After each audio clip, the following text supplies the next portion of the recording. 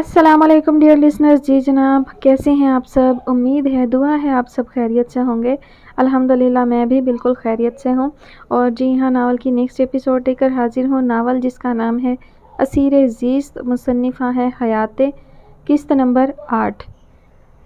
आयका कई दिनों से मुसलसल बीमार रहने लगी थी। आज अहवार उसको चेकअप के लिए सरकारी अस्पताल ले गई थी, मगर डॉक्टर ने कुछ टेस्ट लिख दिए और जल्द अज जल्द उनकी रिपोर्ट्स चेक करवाने का कहा था। इसलिए वो आयका को लेबॉर्ट्री ले आई थी और अब टेस्ट के लिए सैंपल देकर वापस घर आ चुकी थी।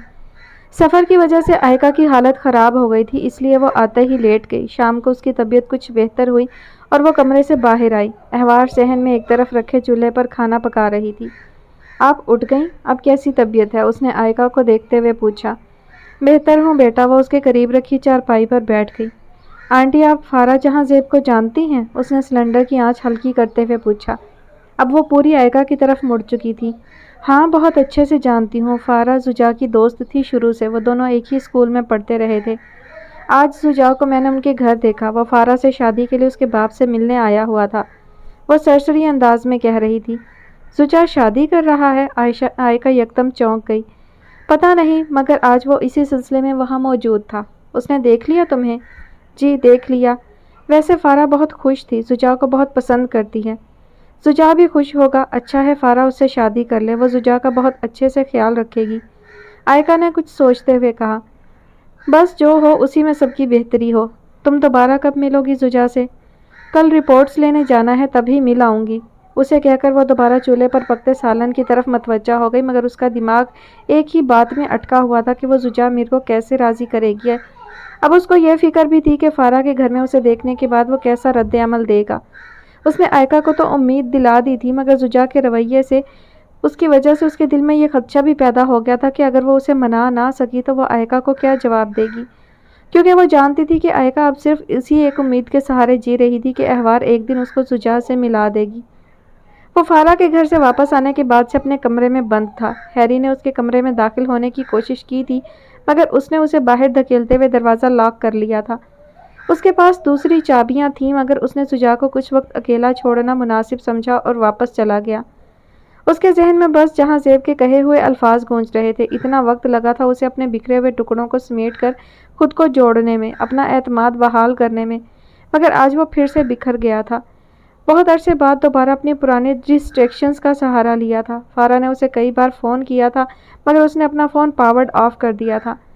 फारा ने उसे कहा था कि वो अपने लोगों में वापस आ जाए। वहाँ मौजूद सब लोग उसका माजी भूल कर अपनी अपनी ज़िंदगियों में मगन हैं। किसी को याद नहीं कि जुजा मीर की माँ ने क्या किया था, मगर अब उसे एहसास हुआ था कि लोग उसके माजी को भूले नहीं थे। बस उसके गायब हो जाने की वजह से वो किस्सा उनके जहनों से महव हो चुका था, मगर जैसे ही वो दोबारा उनके सामने गया, उन्होंने उसके माजी को उसके मुंह पर दे मारा।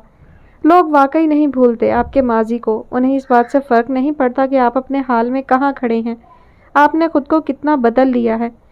उन्हें जब भी आपको शख्सियती सर्टिफिकेट जारी करना हो तो वो जांच का पैमाना आपके माजी को ही बनाते हैं, जैसे उसको आज गंदगी और कीचड़ कहा गया था। उसने बेबसी से सोचते हुए कर्ब से आंखें बंद की। वो यूं ही ज़मीन पर बैठा बेड से टेक लगाए हुए था जब दरवाजे पर ज़ोर से दस्तक हुई। उसको चिढ़ होने लगी। दफ़ा हो जाओ हैरी, वो वहीं बैठे बैठे चिल्लाया, मगर दस्तक मुसलसल हो रही थी। वो शदीद गुस्से से उठा और ज़ोर से दरवाज़ा खोल दिया। तुमसे कह रहा हूँ ना कि चले जाओ, मुझे किसी की ज़रूरत नहीं। वो दरवाज़ा मुकम्मल खुलने से पहले चिल्लाया, मगर दरवाजे पे कोई और था। वो चौंक कर खामोश हो गया। जुजा मीर, उस खुश शक्ल नौजवान ने हाथ बढ़ाते हुए कहा। उसने इस बात में सर हिलाते हुए उससे हाथ मिलाया। मुझे उस्मान अली कहते हैं। क्या मैं अंदर आके 2 मिनट आपसे बात कर सकता हूँ? आई एम सॉरी, मैं आपको जानता नहीं, उसने सपाट लहजे में कहा। मुझे आपकी माँ के सिलसिले में बात करनी है। मेरी माँ मर चुकी है। उसने बमुश्किल जब्त किया और दरवाज़ा उसके मुंह पे बंद कर दिया, मगर दस्तक फिर से होने लगी। उसने गुस्से से दरवाज़ा खोला। आपको एक बार कहा ना कि मेरी माँ मर चुकी है और मुझे आपसे कोई बात नहीं करनी। मुझे लगता है अभी आप अपने होश में नहीं हैं, उस्मान अली ने बगौर उसकी आंखों को देखते हुए कहा। ये कार्ड रख लें, जब आपका नशा उतरे तो ज़रूर राब्ता कीजिएगा। वो एक कार्ड उसको पकड़ाता वापस चला गया। जुजा ने ना चाहते हुए भी वो कार्ड पकड़ लिया और वापस कमरे में आ गया। उस वक्त वो कुछ सोच समझ नहीं पा रहा था। वो सिर्फ अपनी माँ से नफ़रत महसूस कर रहा था। उसको देखना भी नहीं चाहता था, मगर बहुत जल्द वो अपना फ़ैसला बदलने वाला था। وہ سو رہا تھا جب اس کی آنکھ مسلسل ہونے والی کال بیل سے کھلی۔ اس نے بمشکل اپنی آنکھیں کھولی اور بھاری ہوتے سر کے ساتھ اٹھ کر بیٹھ گیا۔ شہروز کالنگ۔ اس نے فون کو ایک نظر دیکھا۔ ہیلو، اس نے کال اٹینڈ کرتے ہوئے کہا۔ تم نے پھر کچھ بتایا نہیں زجا؟ وہ بہت عجلت میں بولا۔ میں فارا سے شادی نہیں کر رہا شہروز، تمہارا راستہ اب صاف ہے، مجھ سے دوبارہ رابطہ کرنے کی کوشش مت کرنا۔ مختصر جواب دے کر اس نے کال منقطع کر دی۔ پھر وہ وہیں بیٹھا کچھ دیر خود کو کمپوز کرنے کی کوشش کرتا رہا۔ اس نے وقت دیکھا تو شام کے 6 بجنے والے تھے۔ تبھی کلک کی آواز سے اس کا دروازہ کھلا۔ وہ کمرے کا جائزہ لیتا ہوا اندر آ گیا اور اندر کا منظر یقیناً اس کی توقع کے عین مطابق تھا۔ سب کچھ بکھرا پڑا تھا۔ صبح ہو گئی تمہاری؟ وہ کھڑے کھڑے پوچھنے لگا۔ اس نے کوئی جواب نہیں دیا۔ تمہاری مہمان کب سے تمہارا انتظار کر رہی ہے؟ اس نے سر اٹھا کر ناسمجھی سے ہیری کو دیکھا۔ احوار آئی ہوئی ہے۔ احوار؟ اس کی آنکھوں کے سامنے کل کا منظر گھوم گیا جب وہ پاستا ٹیبل پر رکھ رہی تھی۔ وہ اپنے دکھ میں اس کو تو بالکل بھول ہی گیا تھا۔ کہاں ہے وہ؟ نیچے کھڑی ہے۔ میں آتا ہوں۔ وہ فریش ہونے کے لیے واش روم کی طرف بڑھ گیا۔ 10 منٹ بعد وہ تیزی سے نیچے آ گیا۔ وہ وہیں سنبل کے درخت کے نیچے کھڑی ہوئی تھی، سفید چادر میں لپٹی ہوئی۔ وہ چلتا ہوا اس تک آیا۔ احوار نے بغور اس کے چہرے کو دیکھا۔ اس کی آنکھیں اب تک سرخ تھیں۔ پھر وہ دونوں خاموشی سے بنا کچھ کہے چلنے لگے۔ شاید دونوں گفتگو کے لیے الفاظ تلاش کر رہے تھے۔ شام ہونے کی وجہ سے موسم خوشگوار تھا۔ گرمی کی حدت کافی کم تھی۔ وہ ہاسٹل کی سڑک پر بنے ایک پارک میں داخل ہو گئے جس میں شام کے وقت خاصی گہما گہمی تھی۔ وہ گھاس پر بنی ایک روش پر چل رہے تھے جب زجا نے خاموشی توڑی۔ تم شروع سے وہیں کام کر رہی ہو؟ ہاں، وہ سامنے دیکھتی چل رہی تھی۔ فارا اور میں اسکول کے زمانے سے بیسٹ فرینڈز تھے۔ کل میں اس سے ملنے گیا تھا۔ اس نے مختصراً اس کو ساری بات بتا دی۔ جہاں زیب صاحب نے غلط کیا، انہیں تمہارے بارے میں ایسی باتیں نہیں کہنی چاہیے تھیں۔ اس کو واقعی بہت افسوس ہو رہا تھا۔ جہاں زیب انکل نے وہی کیا جو میں ان سے ایکسپیکٹ کر رہا تھا۔ تم فارا سے شادی کیوں نہیں کرنا چاہتے تھے؟ کیونکہ وہ ویسی نہیں ہے جیسی لڑکی میں چاہتا ہوں۔ تم کیسی لڑکی چاہتے ہو؟ جس کو میری طرح اس کے ماضی نے توڑ دیا ہو۔ وہ بغور اس کا چہرہ دیکھنے لگی۔ کیونکہ ٹوٹے اور بکھرے ہوئے لوگوں کو ان جیسے لوگ ہی سمجھ سکتے ہیں۔ عام لوگ ہماری تکلیف کو سن سکتے ہیں، سمجھ سکتے ہیں، مگر محسوس وہی کر سکتا ہے جو اس کرب سے گزر چکا ہو۔ میں ایسی لڑکی چاہتا ہوں جو محض مجھے جانتی نہ ہو بلکہ مجھے محسوس کر سکتی ہو۔ تمہیں ملی ایسی لڑکی؟ وہ رک کر اسے دیکھنے لگا۔ کیا ہوا؟ وہ بھی رک گئی۔ اب وہ روش کے درمیان میں کھڑے ہوئے تھے۔ تم مل تو گئی ہو؟ اس نے ناسمجھی سے زجا کو دیکھا۔ شادی کرو گی مجھ سے؟ وہ نہیں جانتا تھا کہ دوبارہ اسے یہ موقع ملے گا یا نہیں، اس لیے آج وہ اپنی دل کی بات کہہ دینا چاہتا تھا۔ وہ ہونکوں کی طرح اس کا منہ دیکھنے لگی۔ کیا ہوا؟ میں پسند نہیں ہوں تمہیں؟ وہ جواباً کچھ نہ کہہ سکی اور سیدھی چل پڑی۔ میں تم سے بہت دنوں سے یہ پوچھنا چاہتا تھا۔ میں صرف تمہارے ساتھ خوش رہ سکتا ہوں۔ میں جب بھی شادی کرنے کا سوچتا ہوں بس تمہارا خیال آتا ہے۔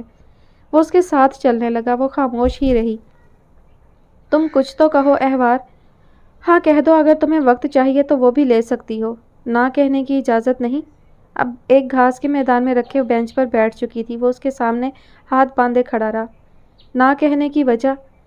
میرے سر پہ جو ذمہ داری ہے اس کو مکمل کرنے کے بعد میں نے اپنے لیے کچھ اور سوچ رکھا ہے۔ شادی کے بارے میں کبھی سوچا ہی نہیں۔ کیا سوچا ہے؟ وہ بینچ کے دوسرے کنارے پر ٹک گیا۔ افق پر ڈوبتے سورج کے ساتھ ساتھ زجا کا دل بھی ڈوب رہا تھا۔ اس نے ایک نظر زجا کو دیکھا اور پھر سامنے دیکھنے لگی۔ میں اعتراف جرم کر لوں گی اور اگر پھپھو کے گھر والے مجھے سزا دلوائیں گے تو وہ بھی مجھے منظور۔ اور ڈھلتے سورج کے ساتھ اس کا دل بھی ڈوب گیا۔ بٹ آئی لو یو، اس نے آہستگی سے کہا۔ وہ کچھ لمحے زجا کو دیکھتی رہی۔ وہ اپنے ہاتھوں کو دیکھ رہا تھا، پھر سامنے دیکھنے لگی۔ میرے ضمیر پہ جو بوجھ ہے اس کے ساتھ میں کسی سے محبت نہیں کر سکتی۔ محبت تو کیا، میرے اندر احساس جرم کے سوا اور کوئی احساس باقی نہیں ہے۔ تم مجھے اپنی زندگی میں شامل کر بھی لوگے تو میں ویسی لڑکی نہیں بن سکتی جو تمہیں سمیٹ لے یا تمہیں سکون دے۔ جن کی اپنی ذات میں انتشار ہو وہ کسی اور کو سکون نہیں دے سکتے زجا۔ تو تم مت بتاؤ ان کو، اب تک تو وہ بھول چکے ہوں گے اس بات کو۔ وہ خود غرض بننے کی کوشش کر رہا تھا۔ میں تو نہیں بھولی ہوں۔ دن رات کوئی ایک ایسا پہر نہیں جب حارث کا چہرہ میری آنکھوں کے سامنے نہ آتا ہو۔ مجھے کبھی کبھی لگتا ہے اس کا کوئی بھوت ہے جو میرے پیچھے پڑ گیا ہے، اور وہ تبھی میرا پیچھا چھوڑے گا جب اپنا بدلہ لے گا۔ وہ برا نہیں تھا، بس کمزور تھا، مجھے تحفظ نہیں دے سکا۔ وہ میرا خیال بھی رکھتا تھا، بس اپنی ماں سے ڈر جاتا تھا۔ جب سے وہ مرا ہے مجھے ایک لمحے کا سکون بھی میسر نہیں آ سکا۔ میں سکون کی تلاش میں در در بھٹک رہی ہوں۔ वो सामने देखते हुए बेतासुर चेहरे और सपाट लहजे के साथ बोलती जा रही थी। मैं उसके माँ बाप की बद्दुआओं के ही सार में हूँ। हो सकता है मैं उनसे माफ़ी मांग लूँ तो मुझे कुछ सुकून नसीब हो सके। फिर उसने कुछ नहीं कहा। वो इससे ज़्यादा खुदगर्ज नहीं बन सकता था। मैं चलती हूँ, मुझे कहीं काम है, काफ़ी वक्त हो गया है। अहवार चली गई। वो वहीं बैठा उसे जाते देखता रहा। कुछ ख्वाबों के मुकद्दर में ताबीरें नहीं होती। उन्हें देखा तो जा सकता है मगर पाया नहीं जा सकता। वो भी उसकी आंख में चुभने वाला ख्वाब बन गई। अगले दिन आयका को लेकर अस्पताल आई हुई थी। सादिया भी उसके साथ ही थी। चेकअप के बाद डॉक्टर ने रिपोर्ट्स देखकर बताया कि आयका को स्टेज 4 ब्लड कैंसर है। जितना जल्दी हो सके उसको इलाज के लिए कैंसर अस्पताल दाखिल करवा दिया जाए। वो घर वापस आ गई थी। सादिया वापसी पे उनके साथ ही आ गई। उसको पता था अहवार को उसकी ज़रूरत है। आयका मुसलसल रो रही थी। वो दोनों उसको तसल्ली दे देकर थक गई थी मगर वो चुप ही नहीं हो रही थी।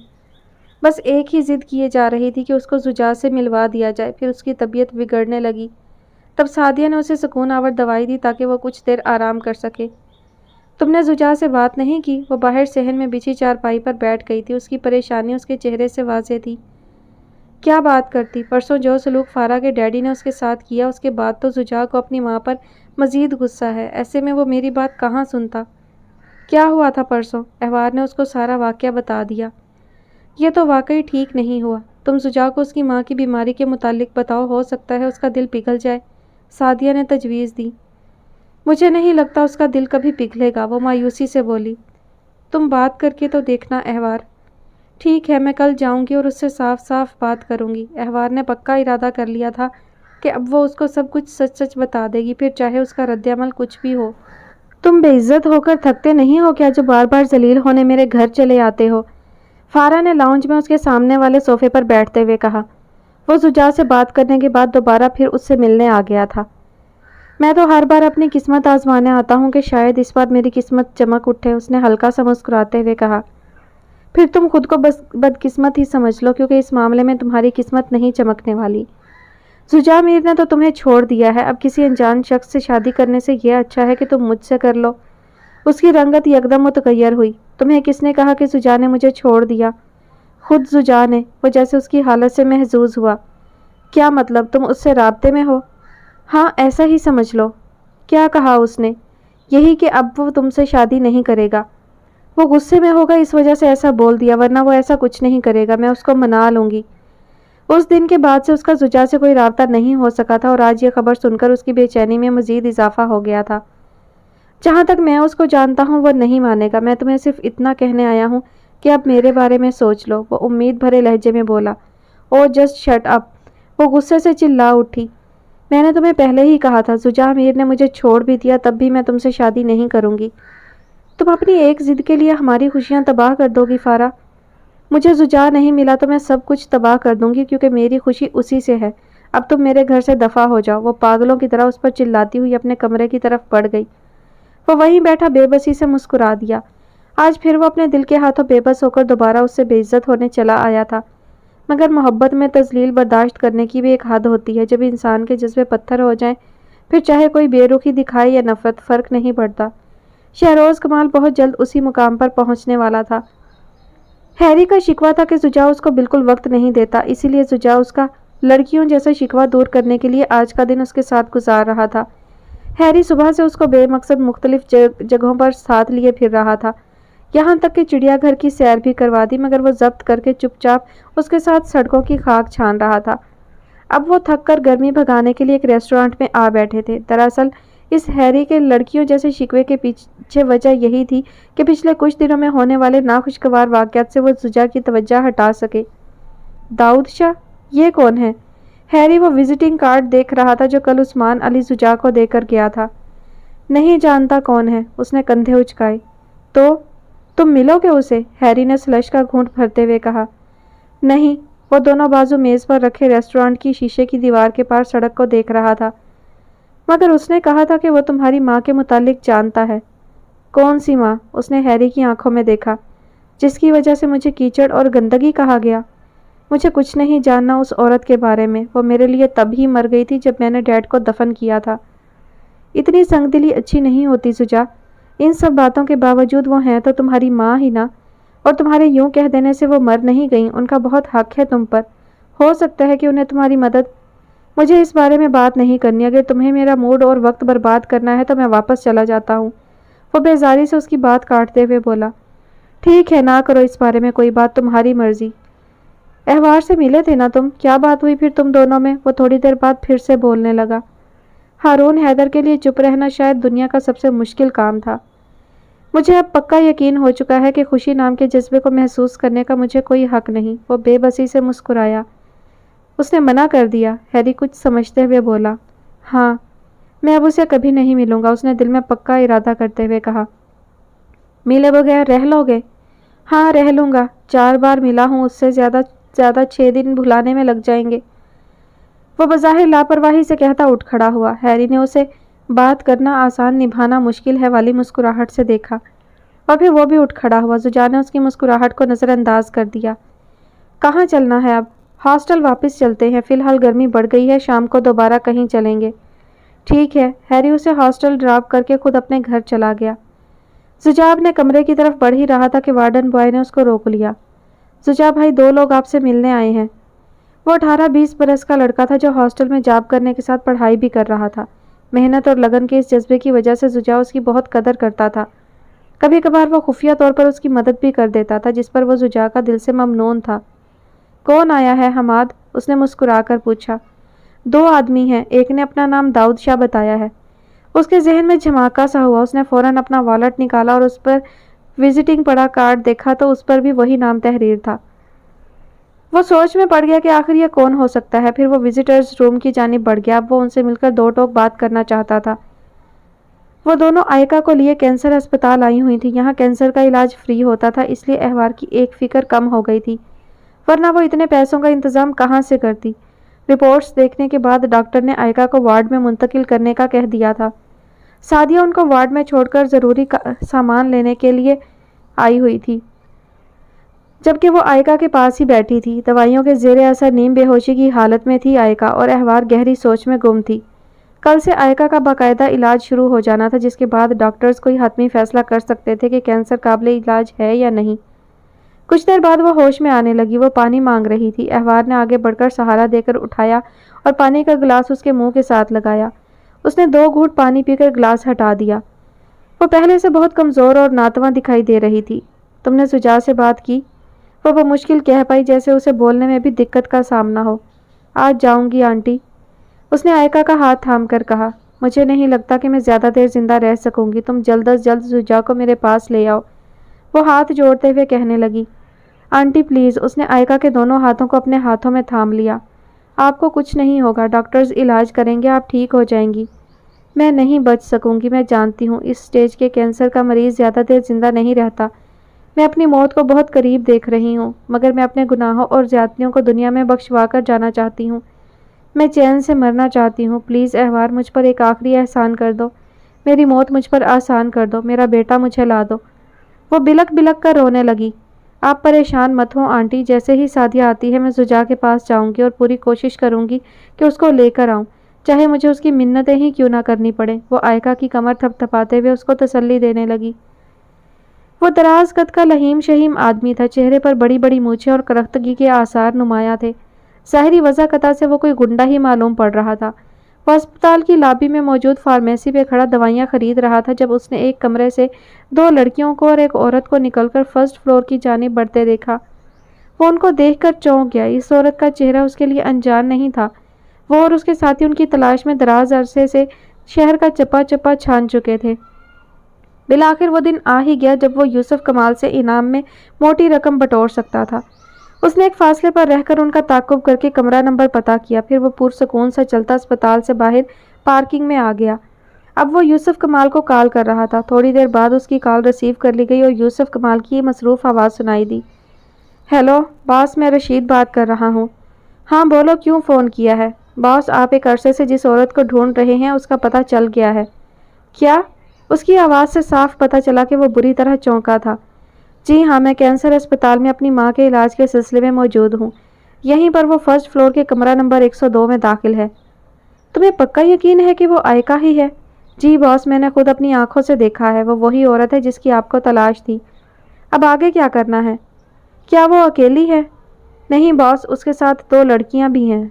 लड़कियां? जी, वो दोनों उसके साथ उसी कमरे में मौजूद हैं। तुम अभी वहीं रहकर सिर्फ उन पर नज़र रखो। मैं तुम्हें एक लड़की की तस्वीर भेजता हूँ, देख कर बताओ क्या ये उन्हीं लड़कियों में से एक है। ठीक है बॉस। फिर फ़ोन कट गया। कुछ देर बाद उसको यूसुफ कमाल की भेजी हुई तस्वीर मौसूल हो गई, जिसको देखकर उसने तस्दीक कर ली कि ये वही लड़की है जो यहाँ मौजूद है। फिर यूसुफ कमाल की कॉल आने लगी। जी बॉस, ये उन 2 लड़कियों में से एक है। ठीक है, उसको वहाँ से किसी की नज़रों में आए बगैर उठा लाओ। Okay boss. और मेरा इनाम? वो डरते हुए बोला। मिल जाएगा अगर तुम मेरा काम खुफिया तौर पर करने में कामयाब हो गए। ये कहकर उसने कॉल मुनक़ता कर दी। उसको किसी भी तौर पर यह काम करना था ताकि वो इनाम की रकम हासिल कर सकता। उसने अपने एक साथी को बुलवा लिया था क्योंकि वो अकेला ये काम नहीं कर सकता था। वो वहीं खड़ा अपना लाइहा अमल तरतीब देने लगा। जल्द ही वो एक प्लान बनाने में कामयाब हो चुका था। उस पर अमल करने के लिए वो फर्स्ट फ्लोर की तरफ बढ़ ही रहा था कि सीढ़ियों पर उसका टकराव उन 2 में से एक लड़की से हो गया जो काफ़ी उजलत में नीचे उतर रही थी। उसने घूर कर उसे देखा था, फिर वो भी नीचे आ गया। वो नोटिस हो चुका था। ऐसे में फ़ौरन कोई कार्रवाई करना हमाकत था, इसलिए वो अस्पताल के बाहर आकर बैठ गया। अब उसे कोई और तरीका ढूंढना था। सुजय जब विजिटर रूम में दाखिल हुआ तो उसे सामने सोफे पर उस्मान अली बैठा दिखाई दिया, जो उसे विजिटिंग कार्ड देकर गया था, और उसके साथ एक 40-42 साल के लगभग उम्र के एक आदमी को बैठे हुए देखा, जो उसको देखते ही उठ खड़ा हुआ और आगे बढ़कर खुशदिली से गले मिला। रस्मी तारुफ और सलाम दुआ के बाद वो लोग आमने सामने बैठ चुके थे। फिर दाऊद शाह ने ही बात का आगाज़ किया। मैं आपके मम्मी और डैडी का कॉलेज फ्रेंड रहा हूँ। हमने यहीं इसी कॉलेज से मेडिकल एक साथ मुकम्मल किया। बहुत अच्छा वक्त गुजारा था हमने एक साथ। फिर जैसे जैसे सबकी शादियाँ होती गईं, सब लोग बिखरते गए और अपनी अपनी ज़िंदगियों में ऐसे मसरूफ़ हुए कि दोबारा एक साथ मिल बैठने का मौका ही नहीं मिल सका। दाऊद शाह पुराने वक्तों की हसीन यादों को खुशगवार अंदाज में उसे बता रहे थे। आप ये सब मुझे क्यों बता रहे हैं? सुजा ने उनकी गुफ्तगू में अदम दिलचस्पी का इजहार करते हुए कहा।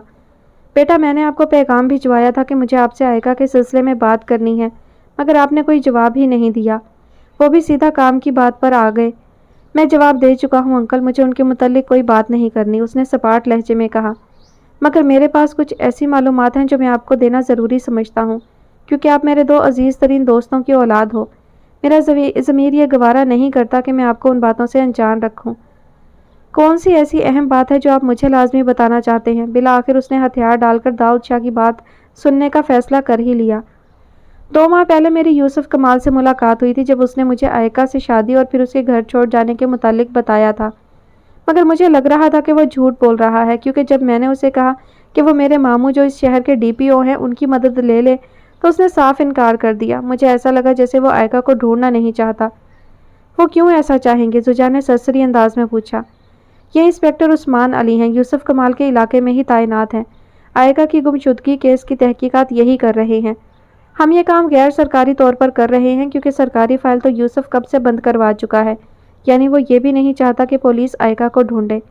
उस्मान अली ने जो तहकीकात की, उनके मुताबिक आयका लापता होने के फ़ौरन बाद एक सरकारी अस्पताल में दाखिल हुई थी, क्योंकि उसकी दोनों टांगें फ्रैक्चर थी। यानी वो खुद घर छोड़कर नहीं गई, बल्कि उसको वहाँ से गायब किया गया था। मगर उसी दिन वो अस्पताल से भी गायब हो गई। फिर कुछ माह उसने एक फ्लैट में गुजारे और उसके बाद वो कुछ साल शहर के मज़ाफ़ात में वाक़ ज़ेर तामीर कॉलोनी में रिहाइश पजीर रही। मगर अब वो वहाँ से भी गायब हो गई है। जिन लोगों से तहकीकात की गई, उन सबसे आयका के साथ एक लड़की की मौजूदगी का जिक्र किया था, मगर उसका कहीं कोई रिकॉर्ड नहीं मिल सका। हाँ, एक CCTV कैमरे से उसकी कुछ तस्वीरें निकलवाई गई हैं। अब हम उसकी शिनाख्त करवा रहे हैं। उम्मीद है जल्द ही कोई पेशरफ्त होगी। आपको क्या लगता है, उस लड़की ने उनको किडनैप कर लिया है या कोई और वजह है? जुजा ने अपनी दिलचस्पी की इकलौती बात पूछी। मुझे नहीं लगता ये किडनैपिंग का केस है, और असल वजह तो आपकी वालदा या यूसुफ कमाल को ही मालूम होगी। मगर जहाँ तक मेरा अंदाज़ा है, ये वही वजह हो सकती है जिसके लिए यूसुफ कमाल हमें मतलूब है। उस्मान अली ने मुदाखलत की। और वो क्या है? इंसानी एज़ा और लड़कियों की स्मगलिंग। हमें बहुत अरसे से यूसुफ कमाल के इस काले धंधे में मुलविस होने के शवाहिद मिल रहे थे, मगर हम उस पर हाथ नहीं डाल सकते क्योंकि हमारे पास कोई ठोस सबूत नहीं था। वैसे ये मेरी ज़ाती राय है कि शायद आपकी वालदा की गुमशुदगी की कड़ी भी इसी केस से जा मिले। तो आप ये सब मुझे बताने क्यों आए हैं? ताकि तुम आयका को ढूंढने में हमारी मदद करो, दाऊद शाह ने उम्मीद भरे लहजे में कहा। मुझे इस सारे मामले से कोई दिलचस्पी नहीं है, उसने कंधे उचकाते हुए कहा। मगर क्यों जुजा, ऐसा क्यों कह रहे हो? माँ है वो तुम्हारी। मैं उन्हें अपनी माँ नहीं मानता। आप नहीं जानते उन्होंने मेरे और डैडी के साथ क्या सलूक किया था। मेरे लिए वो मर चुकी हैं। جانتا ہوں، مجھے سب پتہ چل چکا ہے۔ اس کے باوجود بھی آپ ان کو ڈھونڈ رہے ہیں اور مجھ سے توقع کر رہے ہیں کہ میں بھی آپ کی مدد کروں۔ ہاں، میں یہی چاہتا ہوں۔ میں دوستی کے ناطے کر رہا ہوں یہ سب، اور تم ایک بیٹا ہونے کی حیثیت سے کرو۔ میں ان کا بیٹا نہیں ہوں، وہ سپاٹ لہجے میں دو ٹوک جواب دے رہا تھا۔ تمہارے یوں کہہ دینے سے حقیقت بدل نہیں جاتی زجا میر، تم ہمیشہ آئکا اور حاکم کے ہی بیٹے رہو گے۔ کاش بدل سکتی حقیقت، میں کب سے اپنے نام کے ساتھ جڑا ان کا حوالہ مٹا چکا ہوتا۔ تمہارے اندر اتنی نفرت کیوں بھر گئی ہے؟ وہ فکر مندی سے بولے۔ اگر آپ کو لوگوں کے کاٹدار جملوں اور چپتی نظروں کا سامنا کرنا پڑتا تو یہ سوال نہ کرتے۔ سمجھ سکتا ہوں تم نے بہت مشکل وقت گزارا ہے، چھوٹی سی عمر میں اپنا گھر بار، اپنی شناخت، والدین اور خوابوں کو کھونا آسان ہرگز نہیں، مگر پھر بھی میں تم سے یہی کہوں گا کہ اس کو معاف کر دو۔ میں یہ نہیں کر سکتا، آئی ایم سوری۔ آپ لوگ اپنا مزید وقت برباد مت کریں اور یہاں سے چلے جائیں، وہ اٹھتے ہوئے بولا۔ تم سے ایسا کتنی بار ہوا ہوگا جب تم نے غلطی کی ہوگی اور اس نے تمہیں معاف کر کے اپنے سینے سے لگا لیا ہوگا۔ داؤد شاہ ابھی بھی اطمینان سے بیٹھے تھے، وہ مڑا اور ان کو دیکھنے لگا۔ بہت بار، مگر میری غلطی قابل معافی ہوتی تھی، اسی لیے وہ مجھے معاف کر دیتی تھی۔ غلط؟ تم کوئی ایسی غلطی بھی کر لیتے جو ناقابل معافی ہوتی، اس پر بھی تمہاری ماں تمہیں معاف کر دیتی، کیونکہ ماں کو ایسا ہی بنایا گیا ہے۔ اولاد کی لاکھوں خطاؤں پر بھی وہ ان کو معاف کر دیتی ہے، اپنے سینے سے لگا لیتی ہے، مگر میں انہیں معاف نہیں کروں گا۔ تو پھر تم اللہ سے بھی معافی کی امید نہ رکھنا۔ وہ حیرت زدہ سا ان کو دیکھنے لگا۔ ہم اتنے گناہ کرتے ہیں، کیوں؟ توبہ کی امید پر ہی کہ اللہ ہمیں معاف کر دے گا۔ ذرا سوچو کہ یہ امید تم سے چھین لی جائے، اللہ معاف نہ کرے، ہر ایک چھوٹی سے چھوٹی غلطی پر تمہاری پکڑ کرے، سزا دے، تو کیا تم اپنی بخشش کروا سکو گے؟ کیا تم اس لائق ہو کہ تم بغیر اس کی رحمت اور معافی کے اپنے گناہ بخشوا سکو؟ وہ لاجواب کھڑا تھا۔ ہم اور تم کسی کو گناہ یا ثواب کا سرٹیفکیٹ جاری کر کے سزا دینے والے کون ہوتے ہیں؟ ہمیں خدا بننے کا حق کس نے دیا ہے؟ اس نے جو غلط کیا تھا اور جو تم کر رہے ہو اس سے بھی زیادہ غلط ہے۔ ایسے ماں باپ تو سبھی کو ملتے ہیں جو اپنی اولاد کے حق میں ہر لحاظ سے بہترین ہوتے ہیں، ان کا اچھا سوچتے ہیں، ان کی خاطر قربانیاں دیتے ہیں۔ اولاد لاکھ بری سہی، وہ اس کو اپنے سینے سے لگا لیتے ہیں۔ لیکن اگر کسی کے ماں باپ کچھ غلط کر بیٹھیں تو اولاد کو کیا کرنا چاہیے؟ کیا ان کو مجرم ثابت کر کے خود ہی سزا دے دینی چاہیے یا پھر معاف کر دینا چاہیے اور سزا و جزا کا فیصلہ اللہ پہ چھوڑ دینا چاہیے؟ اعلیٰ ظرفی کی امید ماں باپ سے ہی کیوں؟ اولاد یہ کام کیوں نہیں کر سکتی؟ اگر تم اللہ سے معافی کی امید رکھتے ہو تو اس کے بندوں کو ان کی غلطیوں اور تمہارے ساتھ کی زیادتیوں پر معاف کرنا بھی سیکھو۔ اپنے اندر اتنا ظرف پیدا کرو، برخوردار کے لوگ تمہارے ساتھ برا بھی کر جائیں تو ان کو معاف کر دو۔ ہو سکتا ہے آج کسی کو دی ہوئی معافی تمہاری کل کی نجات کا راستہ بن جائے۔ پھر وہ اٹھے اور اس کو یوں ہی سوچوں میں الجھا چھوڑ کر وہاں سے چلے گئے۔ وہ اپنے حصے کا کام کر چکے تھے، اب جو بھی کرنا تھا زجا کو ہی کرنا تھا۔ سعدیہ گھر سے ضروری سامان لے کر آ چکی تھی، ان کو یہاں 15 سے 20 دن لگ سکتے تھے۔ اس کے آنے کے بعد احوار نے اسے وہیں رکنے کا کہا اور خود زجا سے ملنے کے لیے نکل گئی۔ اس نے پکا ارادہ کر لیا تھا کہ آج وہ زجا کو آئکا سے ضرور ملوا دے گی۔ جب وہ اسپتال سے نکلی تو ہلکا ہلکا اندھیرا ہو رہا تھا۔ اسے بس سٹاپ تک جانا تھا، رکشے والا 5 منٹ کے سفر کے 200 روپے مانگ رہا تھا اور وہ اتنی فضول خرچی افورڈ نہیں کر سکتی تھی، اس لیے وہ پیدل ہی چلنے لگی۔ اس نے جس راستے کا انتخاب کیا تھا وہ ایک گلی نما سڑک تھی جس کی ایک طرف کھلا بنجر میدان تھا اور دوسری جانب اسپتال کے عملہ کے کوارٹرز تھے۔ یہ راستہ شارٹ کٹ تو تھا مگر عموماً سنسان ہی ہوتا تھا، کبھی کبھار اکا دکا گاڑی یا رکشہ وہاں سے گزر جایا کرتے تھے۔ کچھ دور جا کر اسے محسوس ہوا کہ ایک گاڑی مسلسل اس کا تعقب کر رہی ہے، مگر اس نے اپنا وہم سمجھ کر سر جھٹک دیا۔ مگر تھوڑی اور دور تک چلنے کے بعد اس نے مڑ کر دیکھا تو وہ گاڑی اب بھی اس کے پیچھے تھی۔ وہ سہم کر تیزی سے قدم بڑھانے لگی۔ اس کو یقین ہو گیا تھا کہ وہ اس راستے کا انتخاب کر کے غلطی کر چکی ہے۔ اب وہ جلدی سے جلدی یہاں سے نکل کر مین سڑک پر جانا چاہتی تھی، مگر اس سے پہلے کہ وہ یہاں سے نکل پاتی وہ گاڑی تیز رفتاری سے اس کے برابر آ کر رک گئی اور اس کا دروازہ کھلا۔ وہ بہت خوفزدہ ہو چکی تھی۔ اس نے بھاگنے کی کوشش کی مگر اندر موجود آدمی نے برق رفتاری سے اسے بازو سے پکڑ لیا اور اس کی ناک پر رومال رکھ دیا اور تیزی سے اس کو گاڑی میں گھسیٹ لیا۔ اس وقت سڑک بالکل سنسان تھی اور اس کارروائی کو کوئی بھی نہیں دیکھ پایا تھا۔ گاڑی میں بیٹھنے تک وہ مکمل طور پر اپنے ہوش کھو چکی تھی۔ جلدی سے یوسف صاحب کے فارم ہاؤس پر لے چلو، پچھلی سیٹ پر بیٹھے رشید نے ڈرائیور سے کہا۔ وہ سر ہلاتا تیزی سے گاڑی چلانے لگا۔ بڑا کہہ رہے تھے تم کہ میں نے ساری تحقیقات کر لی ہیں۔ خاک تحقیقات کی تھیں؟ اگر میں نے اپنے آدمی اس کام پر نہ لگائے ہوتے تو وہ لڑکی کبھی میرے ہاتھ نہ آتی۔ شکر ہے کہ میں تمہارے بھروسے نہیں رہا۔ یوسف کمال شہر سے باہر ہونے کی وجہ سے فون پر ہی شہروز کی کلاس لے رہے تھے۔ وہ نہ چاہتے ہوئے بھی ان کو سننے پر مجبور تھا۔ میں نے تو پوری تحقیق کی تھی ڈیڈی، اب وہ اس بات سے آگاہ تھی کہ میں اس کا پیچھا کر رہا ہوں اور اس نے جان بوجھ کر مجھے اپنے غلط ایڈریس تک گائیڈ کیا، تو اس میں میری کیا غلطی ہے؟ تمہیں رونے دھونے اور گلے شکوے کرنے کے سوا کچھ پتہ بھی ہے؟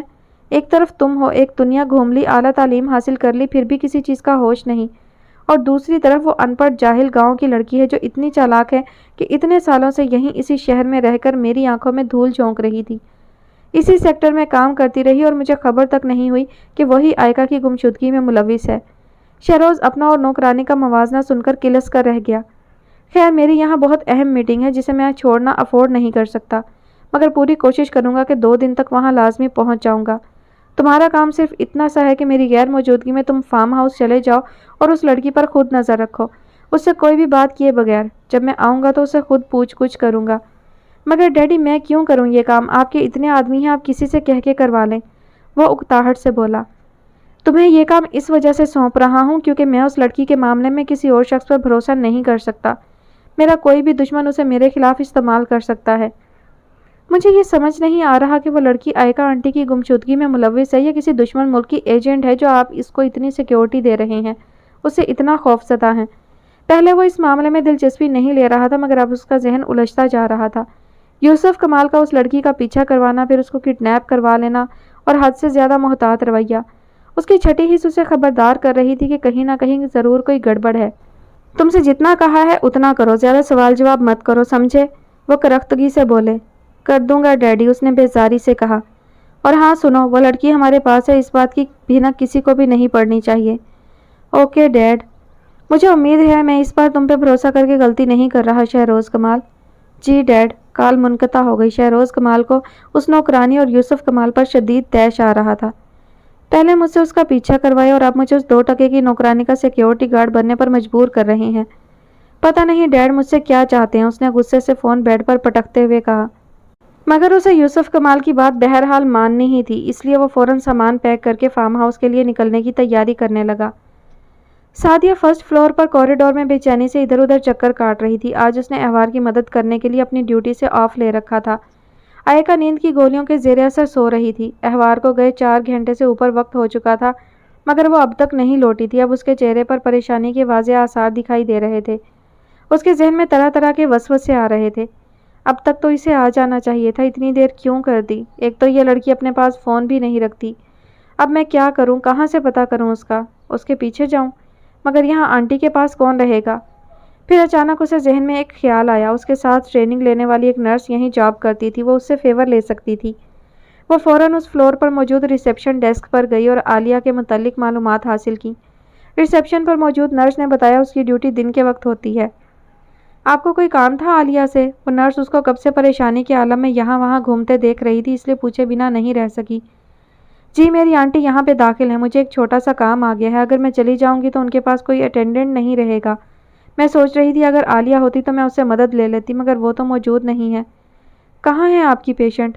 جی وہ سامنے کمرہ نمبر 102 میں ہے، اس نے اشارے سے بتایا۔ کتنی دیر لگ جائے گی آپ کو؟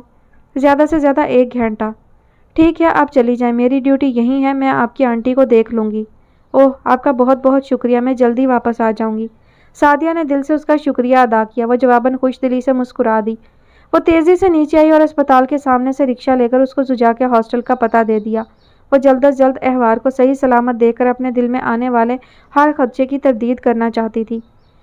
وہ کمرے میں بیڈ پہ چت لیٹا چھت کو گھور رہا تھا۔ داؤد شاہ اس کے دل و دماغ میں ایک جنگ چھیڑ کر جا چکے تھے اور ان کے جانے کے بعد سے لے کر اب تک اس کا دماغ ان کی باتوں میں الجھا ہوا تھا۔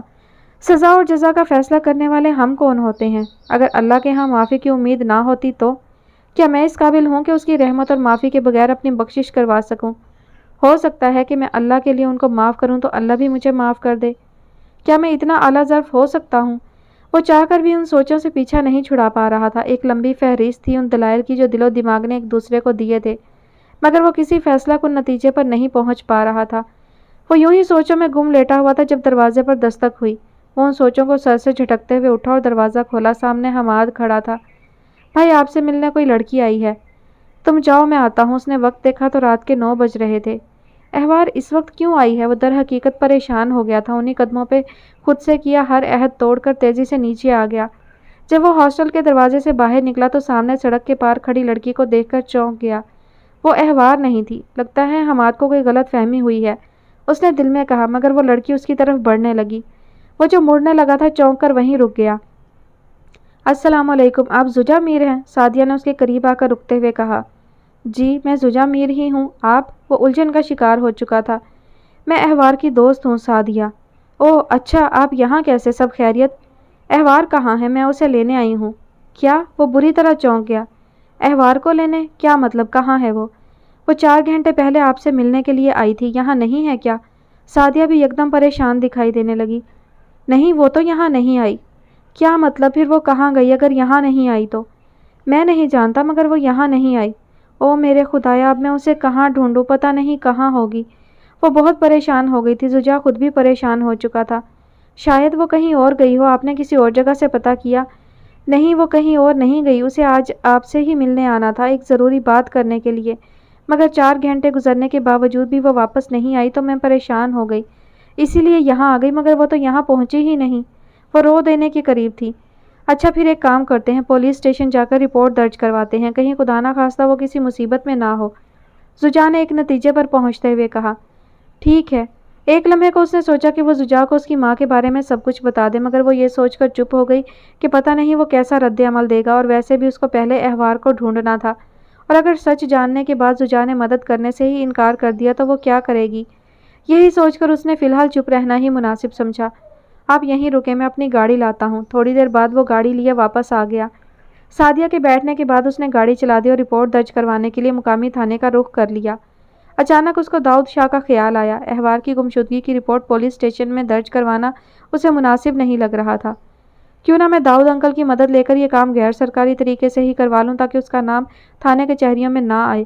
اس نے گاڑی ایک طرف روک کر وزٹنگ کارڈ نکالا اور داؤد شاہ کا نمبر ڈائل کرنے لگا۔ سعدیہ حیرانی سے اسے دیکھنے لگی۔ 3 بار بیل ہونے کے بعد اس نے کال ریسیو کر لی۔ ہیلو، دوسری جانب سے بھاری آواز سنائی دی۔ انکل میں زوجہ میر بات کر رہا ہوں۔ ہاں بولو زوجہ، مجھے آپ کی مدد چاہیے۔ کیسی مدد؟ دوسری طرف سے حیرت بھری آواز ابھری۔ ایک لڑکی ہے، وہ ہچکچا گیا۔ ہاں بولو کیا بات ہے؟ وہ آج شام سے لاپتہ ہے، وہ مجھ سے ملنے آ رہی تھی مگر وہ یہاں نہیں پہنچی اور اس کی دوست میرے ساتھ ہے۔ اس نے بتایا کہ وہ مجھ سے ہی ملنے کے لیے آئی تھی، وہ اس شہر میں زیادہ لوگوں کو نہیں جانتی اور اس کو غائب ہوئے 4 گھنٹے سے اوپر وقت ہو چکا ہے۔ مجھے ڈر ہے کہ کہیں وہ کسی مصیبت میں نہ پڑ گئی ہو۔ تم نے پولیس میں رپورٹ درج کروائی؟ وہیں جا رہا تھا مگر مجھے اس کا نام یوں تھانے میں درج کروانا مناسب نہیں لگا، اسی لیے میں چاہتا ہوں کہ آپ میرا یہ کام غیر سرکاری طریقے سے کروا دیں۔ ٹھیک ہے، میں سمجھ گیا ہوں تم کیا کہنا چاہ رہے ہو۔ ایک کام کرو، عثمان علی سے مدد لے لو، میں اس کا ایڈریس اور نمبر بھیج دیتا ہوں، وہ قابل اعتماد ہے۔ بہت شکریہ آپ کا انکل، میں ہمیشہ آپ کا احسان مند رہوں گا، وہ ممنون لہجے میں بولا۔ یہ تو میرا فرض تھا، اور بھی کوئی مدد چاہیے ہو تو بتانا ضرور۔ پھر کال منقطع ہو گئی۔ اب اس کا رخ عثمان علی کے گھر کی طرف تھا۔ اس نے چکراتے ہوئے سر کے ساتھ اپنی آنکھیں کھولنے کی کوشش کی مگر کمرے میں مکمل اندھیرا ہونے کی وجہ سے اسے کچھ دکھائی نہیں دیا۔ تھوڑی دیر تک وہ یوں ہی اپنی آنکھیں کھولے ادھر ادھر دیکھتی رہی، یہاں تک کہ اس کی آنکھیں کمرے میں دیکھنے کی عادی ہو گئیں۔ اب اس کو اندر کا منظر کچھ حد تک واضح دکھائی دے رہا تھا۔ وہ ایک بڑا سا کمرہ تھا جس میں جگہ جگہ کاٹ، کباڑ اور ٹوٹا ہوا فرنیچر پڑا ہوا تھا۔ ایک طرف پینٹ کے کین بھی تھے جن کی خوشبو پورے کمرے میں پھیلی ہوئی تھی۔ وہ شاید ایک کرسی پر بیٹھی ہوئی تھی، پھر جب اس نے ہلنے کی کوشش کی تو اسے احساس ہوا کہ اس کو کرسی کے ساتھ جکڑ کر باندھا گیا ہے۔ دھیرے دھیرے اس کی یادداشت واپس آنے لگی تھی۔ ہسپتال سے نکلنے سے لے کر زبردستی گاڑی میں بٹھائے جانے تک کے سارے منظر اس کی آنکھوں میں گھوم گئے۔ وہ اغوا ہو چکی تھی۔ یہ خیال اتنا تکلیف دہ تھا کہ اس کی آنکھیں آنسوؤں سے بھر گئی جو اس کے گالوں سے بہتے ہوئے منہ پہ بندھی پٹی میں جذب ہونے لگے۔ ضرور یہ کام یوسف کمال کا ہی ہوگا، اس نے بے بسی سے سوچا، اور کوئی مجھے اغوا کیوں کرے گا؟ وہ آئیکا کو لے کر اتنی پریشان تھی کہ یوسف کمال اور اس کے آدمی اس کے ذہن سے بالکل نکل چکے تھے۔ اس نے سوچا تھا شہروز کو غلط پتہ دکھانے کے بعد وہ ان کو دھوکہ دینے میں کامیاب ہو گئی ہے، مگر وہ یوسف کمال کو انڈر ایسٹیمیٹ کر گئی تھی اور آج کچھ پیسے بچانے کے لیے سنسان راستے کے شارٹ کٹ کا انتخاب کرنا اس کی دوسری بڑی غلطی تھی۔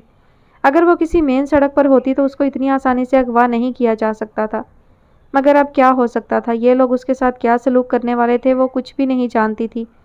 پھر اس کے ذہن میں طرح طرح کے خدشات آنے لگے۔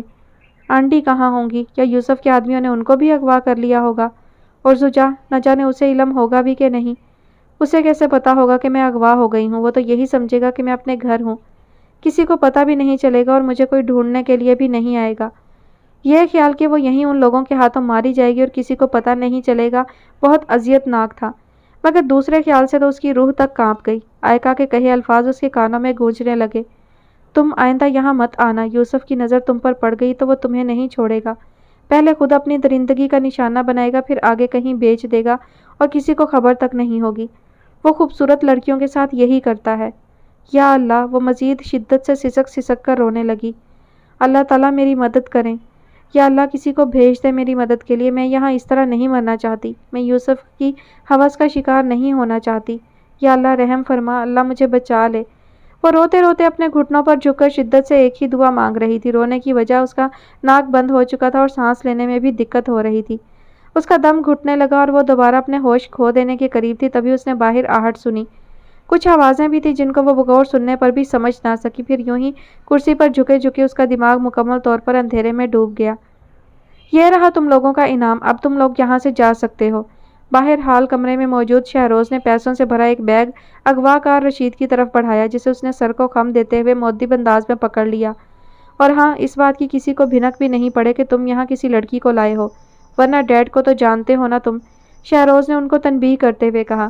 جی صاحب، ہم شروع سے ہی یوسف صاحب کے وفادار ہیں، فکر نہ کریں، کسی کو پتہ نہیں چلے گا، رشید نے تابع داری سے کہا۔ ٹھیک ہے، اب تم جاؤ۔ وہ لوگ چلے گئے۔ ان کے جانے کے بعد شہروز اس کمرے کی طرف بڑھ آیا جہاں وہ موجود تھی۔ وہ دروازہ کھول کر اندر داخل ہو گیا۔ اس نے لائٹس آن کی تو کمرے کا منظر مکمل طور پر روشن ہو گیا۔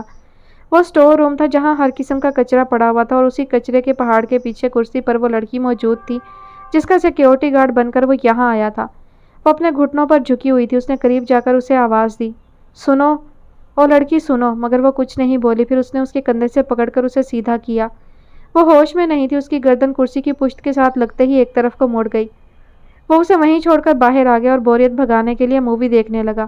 وہ جلد از جلد اس سارے جھنجھٹ سے اپنی جان چھڑانا چاہتا تھا، مگر یوسف کمال کے آنے تک وہ یہ ذمہ داری نبھانے پر مجبور تھا۔ آئی ایم سوری آپ کو اتنی رات کو زحمت دی، زوجا نے ڈرائنگ روم میں اس کے سامنے بیٹھتے ہوئے کہا۔ ارے ایسی کوئی بات نہیں، میں جاگ ہی رہا تھا۔ وہ بھی اس کے سامنے بیٹھ چکا تھا۔ سعدیہ زوجا کے قریبی صوفے پر بیٹھی ہوئی تھی۔ کچھ لیں گے آپ لوگ؟ نہیں، کسی چیز کی ضرورت نہیں، بس ہمارا مسئلہ حل کر دیں، زوجا نے فکر مندی سے کہا۔ جی مجھے شاہ صاحب کی کال آئی تھی، وہ بتا رہے تھے کسی لڑکی کی گمشدگی کا معاملہ ہے۔ جی ہاں، وہ آج شام سے غائب ہے۔ کیا آپ مجھے ان کی کوئی تصویر دکھا سکتے ہیں؟ زوجا سعدیہ کو دیکھنے لگا۔ سعدیہ نے فوراً اپنے فون سے احوار کی تصویر نکال کر عثمان علی کی طرف بڑھا دیا۔ وہ تصویر کو کچھ دیر بغور دیکھتا رہا، پھر اس کے چہرے کے تاثرات بدلنے لگے۔ کیا آپ کو یقین ہے کہ یہ وہی لڑکی ہے جس کی آپ کو تلاش ہے؟ وہ فون کی اسکرین کا رخ زوجا کی طرف موڑتے ہوئے بولا۔ وہ احوار ہی تھی، سفید بڑی سی چادر میں لپٹی ہوئی، چہرے پر ازلی سنجیدگی لیے کسی پارک میں کھڑی تھی۔ جی ہاں، یہ وہی لڑکی ہے، زوجا نے تصدیق کی۔ ایک منٹ میں آتا ہوں۔ عثمان علی فون وہیں رکھ کر باہر نکل گیا اور وہ دونوں ناسمجھی سے اس کو دیکھنے لگے۔ تھوڑی دیر بعد وہ ایک فائل لیے واپس آیا اور اسے میز پر رکھ کر کھول دیا۔ اس میں سے کچھ تصاویر نکال کر اس نے زوجا کے سامنے پھیلا دیں۔ وہ ان کو دیکھ کر چونک گیا۔ یہ وہی لڑکی ہے جسے آپ کی والدہ کی گمشدگی کے بعد مختلف جگہوں پر ان کے ساتھ دیکھا گیا۔ یہ سی سی ٹی وی کیمرہ سے حاصل کی گئی تصاویر ہیں۔ مطلب یہ وہی لڑکی ہے جو آپ کی والدہ کے اغوا کے سلسلے میں ہمیں مطلوب تھی۔ کیا آپ اس کو جانتے ہیں؟ اس نے کوئی جواب نہیں دیا۔ وہ لڑکی جب بھی اس کو ملتی تھی چونکا دیتی تھی۔ یہ اس کی جانب سے دیا جانے والا سب سے بڑا شوق تھا۔ احوار نے آنٹی کو اغوا نہیں کیا تھا، سعدیہ نے اسے چپ پا کر مداخلت کی۔ عثمان علی مسکرا اٹھا۔ اس کا نفسیاتی داؤ کامیاب رہا تھا۔ وہ خود بھی جانتا تھا کہ یہ اغوا کا کیس نہیں ہے، مگر اس نے جان بوجھ کر اغوا کا لفظ استعمال کیا تاکہ اگر اس کی دوست کچھ جانتی ہو تو خود بخود اگل دے۔ پھر کیوں لے کر گئی تھی وہ مس آئکا کو یوسف کمال کے گھر سے؟ میں یہ سب نہیں جانتی، مگر احوار کی نیت غلط نہیں تھی۔ وہ تو ایک عرصے سے ان کا علاج کروا رہی ہے، ان کا خیال رکھ رہی ہے۔ پھر وہ زوجا سے بھی ملی تاکہ وہ ان دونوں ماں بیٹے میں صلح کروا سکے۔ وہ آج آپ سے بھی اسی لیے ملنے آ رہی تھی زوجا، تاکہ آپ کو سچ بتا سکے۔ آپ ان کی باتوں پر یقین مت کریں، احوار نے کوئی جرم نہیں کیا، اس نے آپ کی ماں کو اغوا نہیں کیا۔ وہ زوجا کو مسلسل خاموش پا کر وضاحتیں دینے لگی۔ مس آئکا اب کہاں ہیں؟ عثمان علی نے اس کی وضاحت سن کر اگلا سوال کیا۔ ان کو کینسر ہو گیا ہے، آج ہی اسپتال میں داخل کروایا ہے۔ آپ لوگوں کو احوار پہ کسی قسم کا شک ہے تو آئکا آنٹی وہاں موجود ہیں، آپ لوگ خود ان سے تصدیق کر سکتے ہیں۔ چلیں مسٹر زوجا، چلتے ہیں تاکہ ایک راز سے تو پردہ اٹھے۔ وہ خاموشی سے اٹھا اور ان کے ساتھ ہو لیا۔ فی الحال ایک بہت بڑی ذمہ داری ہے میرے سر پہ، وہ پوری کروں گی، پھر اس کے بعد سوچوں گی کہ آگے کیا کرنا ہے۔ اس کے ذہن میں احوار کی آواز گونجنے لگی۔ تو یہ تھی اس کی ذمہ داری جس کے بارے میں وہ اکثر بات کرتی تھی۔ وہ اتنے سالوں سے میری ممی کے ساتھ رہ رہی تھی، مگر وہ ممی سے کیسے ملی اور یہاں تک کیسے پہنچی؟ اور اس کی مجھ سے ملاقات محض اتفاق نہیں تھی، وہ مجھے پہلے سے جانتی تھی۔ اس کا دماغ درد سے پھٹنے لگا تھا، مگر ان سب سوالوں کے جواب آئکا یا احوار کے پاس ہی تھے۔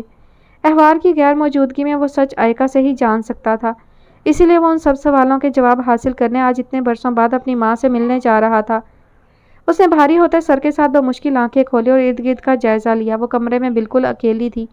اسے یاد آیا اس کے سونے سے پہلے تک سعدیہ یہاں موجود تھی اور احوار، وہ تو زجا کو لینے گئی تھی۔ اس کا سر ابھی تک چکرا رہا تھا، دوائیوں کا نشہ ابھی تک مکمل طور پر اترا نہیں تھا۔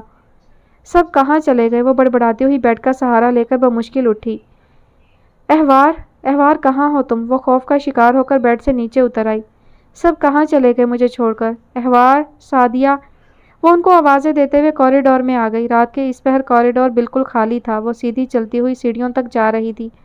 ایک انجانا سا خوف اس کو گھیرے ہوئے تھا۔ وہ یکدم کسی کو وہاں نہ پا کر حواس باختہ ہو گئی تھی۔ تبھی ایک کمرے سے وہ نرس نکلتی دکھائی دی جس کو سعدیہ اس کا خیال رکھنے کا کہہ کر گئی تھی۔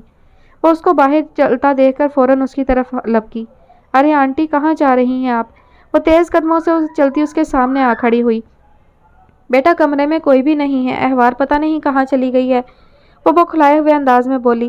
وہ کسی کام سے ہی گئی ہے، مجھے بتا کے ہی گئی تھی، تھوڑی دیر تک آ جائے گی۔ آپ آ جائیں، میں آپ کو کمرے میں چھوڑ دوں، وہ آئکا کا بازو پکڑتے ہوئے بولی۔ نہیں، میں ان کو ڈھونڈ کر لاتی ہوں، پتہ نہیں کہاں چلی گئی وہ کبھی مجھے یوں اکیلا چھوڑ کر نہیں جاتی۔ وہ سیڑھیوں کی طرف بڑھنے لگی۔ آنٹی، آپ کی طبیعت خراب ہو جائے گی، آپ آئیں میرے ساتھ۔ آئکا بھی مڑنے لگی تھی، مگر اسے کوئی سیڑھیاں چڑھتا دکھائی دیا۔ وہ وہیں رک گئی۔ پھر اس کے لیے وقت جیسے تھم سا گیا تھا۔ ارد گرد موجود ہر شے دھندلا گئی تھی، اسے صرف وہی دکھائی دے رہا تھا۔ پہلے اس کی پیشانی پر بکھرے بال نمودار ہوئے، وہ دور کہیں وقت میں بہت پیچھے چلی گئی۔ جیل نہ لگایا کرو، اس کے پیشانی پر بکھرے بالوں کو یوں ہی رہنے دیا کرو، ایسے میرا بیٹا بالکل ہیرو لگتا ہے۔ ڈریسنگ ٹیبل کے سامنے کھڑے ٹائی سیٹ کرتے حاکم خان اسے زجا کے بالوں کو جیل لگا کے سیٹ کرتا دیکھ کے بولے۔ وہ ہلکا سا ہنس دی۔ پھر جیسے جیسے وہ زینے چڑھتا گیا اس کا چہرہ بھی دکھائی دینے لگا۔ وہ اس کی گھنی پلکوں والی گہری بھوری آنکھیں دکھائی دینے لگی تھیں۔ زجا کے لینس کا رنگ تو میرے جیسا ہے، مگر اس کی پلکیں بالکل تم پہ ہیں، اور تم جانتی ہو مجھے تمہاری گھنی پلکیں بہت اچھی لگتی ہیں۔ حاکم خان لان میں بیٹھے زجا کو گود میں لیے اس کی آنکھوں کو دیکھتے کہہ رہے تھے۔ اب اس کی آنکھیں جھل ملانے لگیں۔ آئکا، تم نے اس کی ناک پہ غور کیا؟ بالکل میرے جیسی ہے، وہ اس کی ناک کو پیار سے دائیں بائیں موڑتے ہوئے کہہ رہے تھے۔ ہاں، جیسے تلوار کی دھار ہو، اتنا باریک ناک بھی اچھا نہیں لگتا حاکم، وہ تنک کر بولی تھی۔ لیکن میرے زجا پر جچتا ہے، وہ زوردار کہکہا لگانے لگے۔ اس نے پلکیں جھپکی تو سارا منظر پہلے کی طرح صاف ہو گیا۔ اب وہ اوپر آ چکا تھا، اس سے چند قدم کی دوری پر کھڑا تھا۔ میرے بیٹے کو دیکھ رہی ہوں، ابھی سے اس کا قد مجھ سے لمبا ہو گیا ہے، یہ میرا فخر ہے، دیکھنا ایک دن یہ اتنا قابل بنے گا کہ ہم دونوں کو اس پر ناز ہوگا۔ وہ زجا کی 16ویں سالگرہ پر خوشی سے سرشار لہجے میں زجا کا کندھا تھپتھپاتے ہوئے کہہ رہے تھے۔ اس کا قابل بیٹا اس کے سامنے کھڑا ہوا تھا۔ وہ نرس سے ہاتھ چھڑا کر دھیرے دھیرے اس کی طرف بڑھنے لگی۔ زجا نے اوپر آتے ہی اس کو دیکھ لیا تھا اور وہ وہیں رک گیا۔ اس نے ایک نظر اپنی ماں کو دیکھا، شکن زدہ لباس، جھریوں سے بھرا چہرہ، آنکھوں کے گرد سیاہ حلقے، بمشکل چل کر اس کی طرف بڑھتی وہ کمزور اور ناتواں عورت کہیں سے بھی اس آئکا حاکم جیسی نہیں لگ رہی تھی جس کے ساتھ اس نے 17 برس گزارے تھے، جو اپنی خوبصورتی اور دلکشی کو برقرار رکھنے کے لیے ہر ممکن کوشش کیا کرتی تھی، جس کی ڈریسنگ سینس اس کے سب دوستوں کی ماؤں میں مقبول تھی۔ مکافات عمل، یہ وہ پہلا لفظ تھا جو اپنی ماں کی حالت دیکھ کر اس کے ذہن میں آیا۔ اب وہ کچھ بھی محسوس نہیں کر رہا تھا، نہ محبت نہ نفرت۔ آئکا اس کے بالکل قریب آ چکی تھی۔ اس نے اپنی ماں کے بے رونق چہرے کو قریب سے دیکھا اور کرب سے آنکھیں بند کر لی۔ آئکا نے اپنے ہاتھ زجا کے چہرے کی طرف بڑھائے اور پھر جھٹک دیے، جانے کے ڈر سے پیچھے کر لیے۔ اس نے آنکھیں کھولی اور اس کے بڑے ہوئے ہاتھ کو دیکھا اور پھر اپنی ماں کو اپنی بازوں کے حلقے میں لے کر اپنے سینے سے لگا لیا۔ اس کے سینے سے لگنے کی دیر تھی، وہ فرتے جذبات میں آ کر شدت سے رونے لگی۔ زجا پیار سے ان کی کمر تھپک کر اس کے سر پر بوسے دے رہا تھا۔ ایسے ماں باپ تو سبھی کو ملتے ہیں جو اپنی اولاد کے حق میں ہر لحاظ سے بہترین ہوتے ہیں، ان کا اچھا سوچتے ہیں، ان کی خاطر قربانیاں دیتے ہیں۔ اولاد لاکھ بری سہی، وہ اس کو اپنے سینے سے لگا لیتے ہیں۔ لیکن اگر کسی کے ماں باپ کچھ غلط کر بیٹھیں تو اولاد کو کیا کرنا چاہیے؟ معاف کر دینا چاہیے، اپنے ساتھ ہوئی ہر زیادتی کو معاف کر دینا چاہیے۔ سزا اور جزا کا فیصلہ اللہ پہ چھوڑ کر معاف کرنا چاہیے۔ اس کے پاس داؤد شاہ کے سوالوں کے جواب آ چکے تھے۔ اس نے آئکا کو چپ کروانے کی کوشش نہیں کی، وہ اسے رونے دے رہا تھا۔ ان آنسوؤں کا بہہ جانا بہت ضروری تھا۔ یہ آنسو اپنے ساتھ ماضی کی ہر تلخی کو بہا لے جا رہے تھے۔ اگر حاکم خان زندہ ہوتے تو یقیناً ان کو اپنے اعلیٰ ظرف شجاع پر فخر ہوتا۔ اس وقت کوریڈور میں سعدیہ، عثمان علی اور نرس موجود تھے جو ساکن کھڑے خاموشی سے اس جذباتی منظر کو دیکھ رہے تھے۔ سعدیہ کی آنکھیں نم ہو گئیں۔ احوار نے کتنی کوششیں کی تھیں ان دونوں کو ملوانے کے لیے۔ اگر وہ یہاں ہوتی تو یقیناً سب سے زیادہ خوشی اسی کو ہوتی۔ کچھ دیر وہ آئکہ کو لیے یوں ہی کھڑا رہا، پھر اسے محسوس ہوا اس کے اپنے گال بھی گیلے پڑ گئے ہیں۔ اس نے جلدی سے اپنا چہرہ صاف کیا، پھر اپنی ماں کو خود سے الگ کیا۔ اس کا قمیض اس جگہ سے مکمل تر ہو چکا تھا جہاں آئکہ نے اپنا چہرہ رکھا تھا۔ ممی، آپ کے آنسوؤں کا ذخیرہ ابھی تک ختم نہیں ہوا؟ وہ اپنی قمیض کے تر حصے کو دیکھتے ہوئے بولا۔ تمہاری ماں کے پاس آنسوؤں کا اتنا بڑا ذخیرہ ہے کہ اگر ہم اسے ہائیڈرو پاور پروجیکٹ لگائیں تو ملک سے بجلی کا مسائل کا خاتمہ ہو سکتا ہے۔ وہ جب بھی رویا کرتی حاکم خان اسے یہی کہہ کر چڑھایا کرتے تھے۔ وہ ہلکا سا مسکرا دی۔ یکدم اسے احوار کا خیال آیا۔ اس نے جلدی سے ارد گرد نظر دوڑائی مگر وہ اس کو دکھائی نہیں دی۔ احوار کہاں ہے؟ اس نے سوالیہ نظروں سے باری باری زجاع اور سعدیہ کو دیکھا۔ آنٹی، احوار آج شام سے لاپتہ ہے، سعدیہ نے اسے بتایا۔ کیا؟ او میرے خدا! یوسف کمال، اس نے زیر لب کہا۔ پھر وہ لڑکھڑا گئی۔ زوجا نے اسے فوراً پکڑ کر سہارا دیا۔ آئیں کمرے میں چلتے ہیں ممی، وہاں بیٹھ کر بات کرتے ہیں۔ وہ اس کو لیے کمرے کی طرف بڑھنے لگا۔ اب وہ چاروں کمرے میں موجود تھے۔ آئکہ بیڈ پر نیم دراز تھی۔ زوجا اس کے قریب بیڈ پر ہی بیٹھا ہوا تھا۔ سامنے رکھے صوفے پر عثمان علی موجود تھا اور سعدیہ آئکہ کے بیڈ کے دوسری طرف رکھی کرسی پر بیٹھی تھی۔ اس سے پہلے کہ ہم آپ کی گمشدگی اور احوار کے اغوا پہ تفصیلاً بات کریں، مجھے ایک سوال کا جواب دے دیں۔ کیا آپ اتنے عرصے سے احوار کے ساتھ اپنی مرضی سے رہ رہی تھیں یا اس نے آپ کو اغوا کیا تھا؟ اس کی طبیعت سنبھلنے کے بعد عثمان علی نے گفتگو کا آغاز کیا۔ میں اس کے ساتھ اپنی مرضی سے تھی۔ اس نے مجھے اغوا نہیں کیا بلکہ اس نے تو یوسف کمال سے میری جان بچائی تھی۔ یہ سن کر زوجا نے اپنی رکی ہوئی سانس خارج کی۔ احوار نے کچھ غلط نہیں کیا تھا، اس احساس نے اس کے اندر سکون بھر دیا تھا۔